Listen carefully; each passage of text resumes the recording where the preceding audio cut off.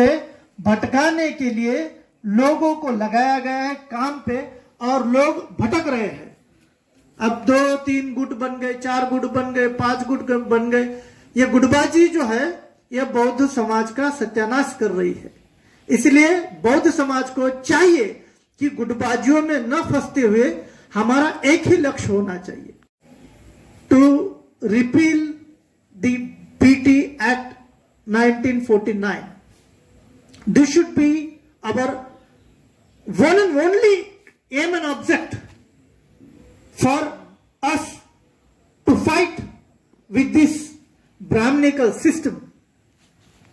अभी भी भारत पूरी तरह से आजाद नहीं हुआ। जब भारत का संविधान यही बोध गया में लागू ही नहीं है, तो फिर हम कैसे कह सकते हैं कि भारत आजाद हुआ है? भारत का संविधान जब तक बोध गया में लागू नहीं होता तब तक भारत मुकम्मल तरीके से आजाद हुआ ऐसा हम नहीं कह सकते। इसलिए पूरे विश्व के बौद्धों को, भारत के बौद्धों ने अपील करनी चाहिए कि बोध गया टेम्पल एक्ट जो है पूरी तरह से अनकॉन्स्टिट्यूशनल है, गैर संवैधानिक है, कानून के खिलाफ है, भारतीय संविधान के खिलाफ है, इंटरनेशनल लॉ एंड ऑर्डर जो रिलीजियस फ्रीडम का कानून है उसके भी वो खिलाफ है। पूरे वर्ल्ड में किसी भी दूसरे मंदिर में, दूसरे धर्मस्थल पर दूसरे धर्मस्थल का व्यक्ति सदस्य मनोनीत नहीं किया जा सकता जब तक उस धर्म के लोगों की इच्छा न हो। लेकिन यहां बौद्धों के ऊपर जबरन थोपा जा रहा है चीजों को। वो जिस तरह से बोलते हैं कि भाईचारा होना चाहिए, ब्राह्मण बौद्ध यूनिटी होनी चाहिए, तो ठीक है, विष्णु मंदिर में भी ब्राह्मण बौद्ध यूनिटी कीजिए। विष्णुपाद मंदिर है, बोध गया में ही है, बोध गया के बाहर नहीं है, 10 किलोमीटर की दूरी पर ही है। तो फिर चलिए विष्णुपाद मंदिर में भी ब्राह्मण बौद्ध भाईचारा करते हैं। 4 बौद्ध भिक्षुओं को विष्णुपाद मंदिर में भी ट्रस्टी लीजिए। राम मंदिर में भी 4 बौद्ध भिक्षुओं को ट्रस्टी में लीजिए। जो तिरुपति बालाजी मंदिर है, जो पहले अवलोकितेश्वर बुद्ध विहार था, वो तिरुपति की बुद्ध मूर्ति नहीं है, वो अवलोकितेश्वर बोधिसत्व की बुद्ध मूर्ति है। बुद्ध मूर्ति और अवलोकितेश्वर बुद्ध की बोधिसत्व की जो मूर्ति है उनका चेहरा लगभग सेम दिखाया जाता है। फीचरिस्टिक जो उनके ये होते हैं, फीचर्स होते हैं, फेशियल फीचर्स होते हैं, तो लगभग सेम दिखाए जाते हैं। एक स्त्री अवलोकितेश्वर बोधिसत्व होती है, पुरुष अवलोकितेश्वर बोधिसत्व होती है। तो तिरुपति का जो मंदिर है ये अवलोकितेश्वर बोधिसत्व का मंदिर है और उसमें एविडेंस है, पुरातत्विक एविडेंस है। तो वहां भी 4 बौद्ध भिक्षु सदस्य लीजिए। जगन्नाथपुरी का जो मठ है, शंकराचार्य का मठ, जगन्नाथपुरी का मठ और जगन्नाथपुरी का जो मंदिर है वो बुद्ध विहार था। जगन्नाथपुरी बौद्ध तीर्थ क्षेत्र है, ऐसे पुरातत्विक साक्ष्य हमारे साथ है। तो फिर वहां फिर 4 ब्राह्मण और 4 बौद्ध भिक्षु क्यों नहीं लेते? ये जो पद्मनाभन का मंदिर है, पद्मनाभन का मंदिर में 9 कोठियां है, 9 कोठियों में जो भरा हुआ सोना है ये बौद्ध राजाओं की विरासत है, तो उसको भी खोलिए। और बौद्ध वहां पे पद्मनाभन मंदिर में भी 4 बौद्ध भिक्षुओं को सदस्य लीजिए। वो क्यों नहीं कर रहे हैं? जो केदारनाथ मंदिर है, केदारनाथ तो महापंडित राव शंकरतैन जी ने कहा है कि केदारनाथ जो है वो बुद्ध विहार था, और बुद्ध विहार था और वहां पे लगभग 200 टन सोना था, 200 टन सोने का पतरा लगा हुआ था। पिछले साल 200 टन सोना गायब हो चुका है वहां से, और वहां पे तांबा लगाया गया, तांबे पे सोने का पॉलिश लगाया गया। वो सोना किसने चोरी किया? पिछले साल की बात है, मैं 2000 साल की पहले की बात नहीं बोल रहा, या 200 साल पहले की बात नहीं बोल रहा, या 100 साल पहले की भी बात नहीं बोल रहा। 2 साल पहले 200 टन सोना गायब हो चुका है। तांबे के पत्र पे सोने का पेंट दे दिया है, और वो कहा गया केदारनाथ का। हम नहीं बोल रहे, वहां आपका प्रशासन है, आपके लोग हैं, आपके पुजारी है, फिर कहा गया, चोरी किसने की, इसका खोजबीन नहीं कर रहे, और ब्राह्मण बौद्ध भाईचारा चला रहे हैं। ब्राह्मण बौद्ध भाईचारा कभी नहीं हो सकता। क्यों नहीं हो सकता? क्योंकि सबसे अधिक भगवान बुद्ध की निंदा अगर किसी ग्रंथों में की गई है तो ब्राह्मणों ने लिखे गए संस्कृत ग्रंथों में भगवान बुद्ध की निंदा की गई है। भगवान बुद्ध को चोर कहा गया, भगवान बुद्ध को वंश विनाशक कहा गया, वंश का नाश करने वाला कहा गया। और भगवान बुद्ध को देखने मात्र से पाप लग जाता है, नरक में 7 पीढ़ियां चली जाती है। ब्राह्मणों ने, ब्राह्मण ग्रंथों में लिखा गया, कहां से भाईचारा करेंगे? भाईचारा ब्राह्मण बोध करना है तो पहले अपने शास्त्रों को ठीक करो। जिन जिन ग्रंथों में, जिन जिन शास्त्रों में भगवान बुद्ध को चोर कहा गया है, उन लाइनों को ब्राह्मणों ने पहले काटना होगा। रामायण से वो लाइन काटिए जो जिसमें लिखा गया है कि भगवान बुद्ध चोर है, बौद्ध लोगों का मुंह नहीं देखना चाहिए, जो मुंडन किए गए भिक्षु है, टकले भिक्षु है, उनका मुंह नहीं देखना चाहिए, उनका मुंह देखने से अपशकुन होता है। ऐसे ब्राह्मण ग्रंथों के साहित्य में लिखा हुआ है। पहले आपको अपना साहित्य ठीक करना होगा, फिर बौद्ध भाईचारे की बात करनी होगी, फिर ब्राह्मण बौद्ध भाईचारे की बात करनी होगी। पहले अपने ग्रंथों में तो भाईचारा लाइए। ग्रंथों में भाईचारा नहीं है तो समाज में क्या भाईचारा आएगा? आपके ग्रंथों में ही आपने 4 मंजिला बिल्डिंग बना दी है जिसमें न सीढ़ी है, न कोई आने जाने का ऑप्शन है। ब्राह्मण शूद्र नहीं हो सकता और शूद्र ब्राह्मण नहीं हो सकता, क्षत्रिय शूद्र नहीं हो सकता, शूद्र क्षत्रिय नहीं हो सकता, वैश्य शूद्र नहीं हो सकता, शूद्र वैश्य नहीं हो सकता। ये जो आपके ग्रंथ असमानता की बात कर रहे हैं तो पहले उन ग्रंथों को पहले ठीक कीजिए, बाद में ब्राह्मण बौद्ध भाईचारे की बात कीजिए। इसलिए भाईचारा करना है तो भारतीय संविधान को पहले अपना ग्रंथ मानना होगा। तुम मानोगे मनुस्मृति को और बोलोगे कि नहीं, केवल महाबोधि महाविहार में हमें भाईचारा चाहिए। महाबोधि महाविहार में ही तुम्हें क्यों भाईचारा चाहिए? भाईचारा चाहिए तो हर मंदिर में होना चाहिए, हर ट्रस्ट में होना चाहिए। और भाईचारा नहीं चाहिए तो ये महाबोधि महाविहार एक्ट को खत्म करना, ये पहली प्रायोरिटी होनी चाहिए। इसलिए हम जो यहाँ बैठे हैं तो हम डटे रहेंगे जब तक ये महाबोधि महाविहार बौद्धों के हाथ में नहीं आता, और जब तक ये जो एक्ट है पूरी तरह से खत्म नहीं होता, तब तक भारत के नहीं पूरे विश्व के बौद्ध इस एक्ट के खिलाफ आवाज उठाते रहेंगे। हम आवाज उठाते रहेंगे, हर रोज धरना करेंगे, हर रोज आवाज उठाते रहेंगे। चोर लोग क्या बोलते हैं, चोर लोगों की क्या अफवाहें हैं, क्या अफवाहें वो फैलाते हैं, इसके बारे में हमें चिंता करने की जरूरत नहीं है।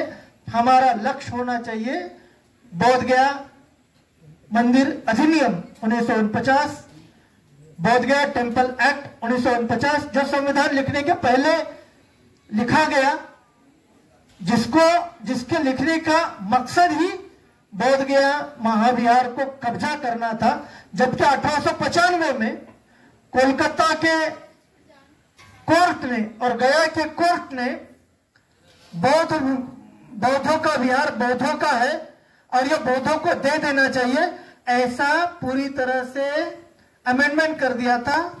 ऐसा हाई कोर्ट का जजमेंट है, कलकत्ता हाई कोर्ट का। कितने दिन का, कब का? 1895 का, 1895 का जजमेंट है कलकत्ता हाई कोर्ट का। अनागाई धर्मपाल जी वो केस जीत चुके हैं, तो हमें फिर से संघर्ष कर रहा है। इसका मतलब ब्राह्मणवादी समाज, मनुवादी समाज उस जजमेंट को भी नहीं मानता, इसलिए यह संघर्ष चालू है। 1891 से लेकर 2025 तक 135 साल हो गए। 135 सालों से यह धरना चल रहा है, 115 दिनों से नहीं, ये याद रखिए। ये धरना कब से चल रहा है? 135 साल से चल रहा है। इसको 115 दिन में गिनना ठीक नहीं है, ऐतिहासिक नहीं है। 135 साल का इतिहास है इस आंदोलन का। तो जब कोई लोग बोलते हैं कि धरना यहां से उठ गया, वहां से उठ गया, 135 साल से धरना उठा रहे हैं, एक दिन का नहीं है। 135 साल से बौद्ध लोग पूरी दुनिया से महाबोधि महाविहार हमारा है इसकी मांग कर रहे हैं। तो पूरे दुनिया के लोगों को जागना होगा, पूरे विश्व के बौद्धों को इकट्ठा होना होगा और इकट्ठा होकर आवाज बुलंद करनी होगी। अगर ये सुप्रीम कोर्ट 29 जुलाई को महाबोधि महाविहार बौद्धों के हक में निर्णय नहीं देता तो बौद्धों की तैयारी होनी चाहिए। आगे हम अंतर्राष्ट्रीय कोर्ट में जाएंगे, अंतर्राष्ट्रीय कोर्ट में जाके भारत सरकार की जो को फैसले है वो गलत है इसको साबित करेंगे और फिर बौद्धों के हक की लड़ाई अंतर्राष्ट्रीय स्तर पे लड़नी पड़ेगी। इसलिए हमें हर स्तर से तैयार रहना है।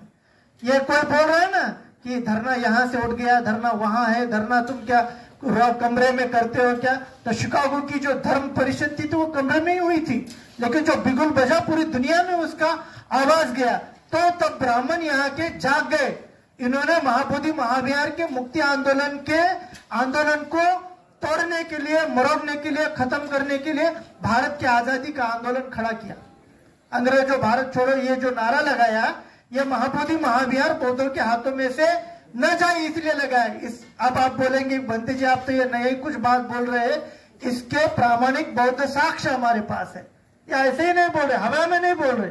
हमने 20 साल से जो पढ़ाई की है उससे यही हमें समझ में आया कि पिछले 135 सालों से ब्राह्मण लोग, मनुवादी लोग बौद्धों के साथ, बौद्धों की भावनाओं के साथ खिलवाड़ कर रहे हैं।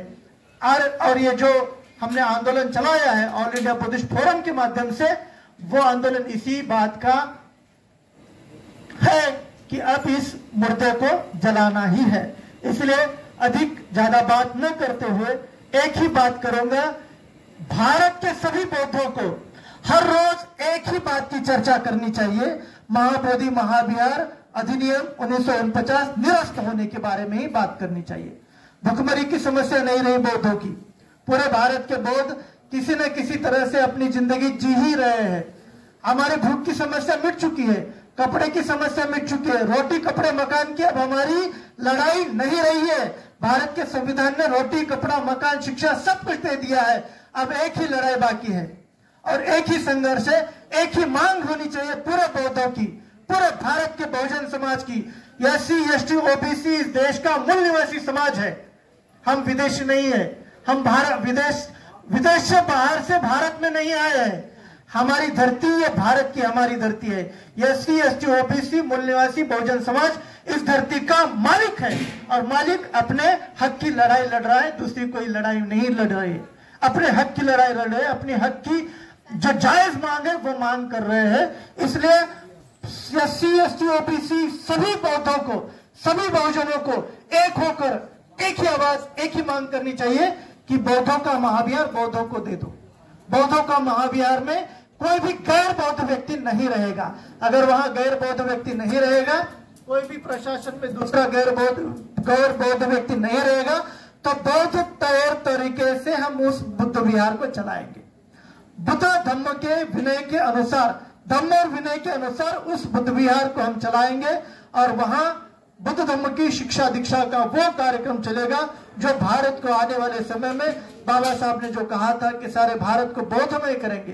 पहले महाबोधि महाविहार को बौद्धमय करें। भारत तभी बौद्धमय होगा जब महाबोधि महाविहार बौद्धमय होगा, क्योंकि वो बौद्धमय नहीं है। उसमें 4 लोग गैर बौद्ध है और 4 बौद्ध लोग हैं और गैर बौद्ध लोगों की मेजोरिटी है और वो बौद्धों पर अपने निर्णय थोपते हैं। उसका डीएम प्रशासन का डर दिखाकर बोलता है कि ये सरकार का कानून है, सरकार का नियम है, सरकार का आदेश है, मुख्यमंत्री का आदेश है, गवर्नर का आदेश है, हम तो उसके गुलाम है। डीएम अपने मन से कुछ नहीं करता, सारा कुछ पटना में उसकी खिचड़ी पकती है और फिर वहां यहाँ पे परोसी जाती है। इसलिए हमें गया प्रशासन को, पटना प्रशासन को हर रोज जगाना होगा, उसे चैन की नींद सोने नहीं देना है। यही बौद्धों का काम होना चाहिए कि न पटना प्रशासन सोए न गया प्रशासन सोए, तभी ये बौद्धों का बुद्ध विहार बौद्धों के हक में आएगा।